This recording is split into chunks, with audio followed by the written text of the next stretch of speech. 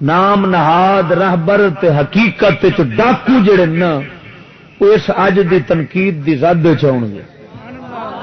اور انہاں خبیثاں نے جڑا یہودیت دا جال دام ہم رنگ زمین بچھا کے تے تہن پھسایا ہوا ہے اج انہاں دا جال ٹوٹ جانا اللہ تعالی دے فضل و کرم نال توجہ نال ذرا بولو سبحان اللہ. موضوع دا عنوان کی ہے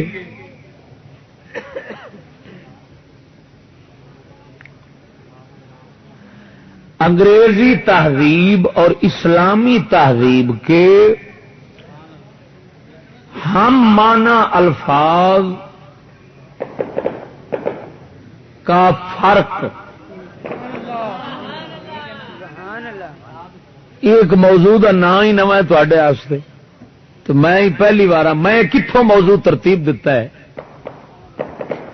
کیوں مینو یہ سوچ پیدا ہوئی. طاہر القادری دا ایک بیان جڑا حالیہ اس دتا کہ پارلیمنٹ دی نبی پاک سرکار نے نعوذ باللہ من ذالک 1400 سال پہلوں عورت ممبر بنا دیتی سی. امریکہ ہون جنے پارلیمنٹ دی ممبر عورت نو بنا پھردا ہے نبی پاک نے پہلوں بنا دیتی سی. جدو یہ گل میرے تک پہنچی اونج میرے ذہن چ پہلوں بھی یہ فرق تے ہے سی انگریزی تہذیب اور اسلامی تہذیب دے الفاظ دا فرق جڑا ہے نا مانا مرادی دے لحاظ نال پہلو ذہن چ ہے سی لیکن اس ظالم دا ظالم کافرانہ بیان جڑا ہے نا وہ تحریک بنیا ہے محرک بنیا ہے میرے اس موضوع دے انتخاب دا.